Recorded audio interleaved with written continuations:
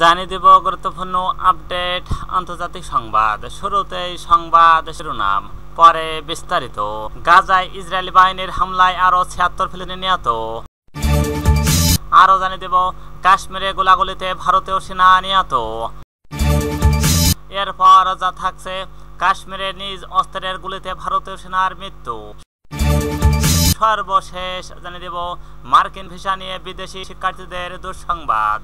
এতক্ষণ শুনছিলেন সংবাদ শিরোনাম, এবার বিস্তারিত। তার আগে অনুরোধ থাকবে আজকের এই ভিডিও সম্পর্কে আপনার মূল্যবান মতামত। ভিডিওটি ভালো লাগলে লাইক, কমেন্ট ও শেয়ার করে সবাইকে দেখার সুযোগ করে দিন এবং জানিয়ে দিন আপনি কোথা থেকে আমাদের এই সংবাদ শুনছেন এবং দেখছেন। গাজায় ইসরায়েল বাহিনীর হামলায় আরো ৭৬ ফিলিস্তিনি নিহত। অবরুদ্ধ গাজা উপত্যকায় ইসরায়েলি হামলায় একদিনে কমপক্ষে আরো ৭৬ ফিলিস্তিনি নিহত হয়েছেন। এর মধ্যে ৫০ জনই গাজার উত্তরাঞ্চলে ও জাবালিয়া শরণার্থী শিবিরের বাসিন্দা ছিলেন।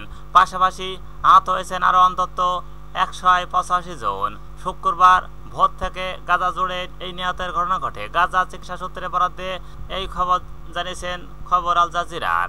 গাজার স্বাস্থ্য মন্ত্রণালয়ের তথ্য অনুযায়ী গাজার বিরুদ্ধে যুদ্ধে কমপক্ষে ৫৩,৮২২ জন নিহত এবং ১,২২,৩৮২ জন আহত হয়েছেন। তবে সরকারি মিডিয়া অফিস মৃতের সংখ্যা আপডেট করে ৬১,৭০০ জনের বেশি বলে জানিয়েছেন। ধ্বংসস্তূপের নিচে নিখোঁজ হাজার হাজার মানুষকে মৃত বলে ধরে নেওয়া হয়েছে। কাশ্মীরে গোলাগুলিতে ভারতীয় সেনা নিহত। ভারত নিয়ন্ত্রিত কাশ্মীরের বিচ্ছিন্নতাবাদীদের সঙ্গে তীব্র সংঘর্ষে বৃহস্পতিবার ২২ মে একজন ভারতীয় সেনা নিহত হয়েছেন। ঘটনাটি ঘটেছে জম্মু কাশ্মীরের ওয়ার ও জেলায়। ভারতীয় সেনাবাহিনীর হোয়াইট নাইট ও কপস এক বিবৃতিতে জানান, গোলাগুলিতে সেনা সদস্য গুরুতর আহত হন এবং সব ধরনের চিকিৎসা প্রচেষ্টা সত্ত্বেও তিনি মারা যান। কাশ্মীর অঞ্চলটি মুসলিম সংখ্যাগরিষ্ঠ এবং ১৯৪৭ সালে ভারত ও পাকিস্তানের স্বাধীনতার পর থেকে দুই দেশের মধ্যে বিভক্ত রয়েছে। দুই পরমাণু শক্তিধর দেশই পুরো অঞ্চলটির দাবি করে। কাশ্মীরের নিজ অস্ত্রের গুলিতে ভারতীয় সেনার মৃত্যু। জম্মু কাশ্মীরের সাম্বা জেলায় আন্তর্জাতিক সীমান্ত সংলগ্ন একটি সেনা পোস্টের নিজের সার্ভিস রাইফেলের গুলিতে এক সেনা সদস্য মারা গেছেন।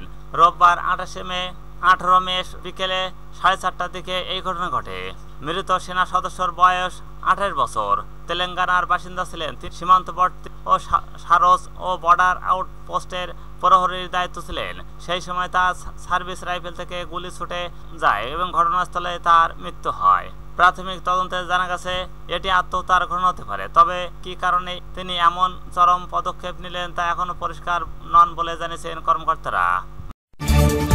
মার্কিন ভিসা নিয়ে বিদেশি শিক্ষার্থীদের দুঃসংবাদ।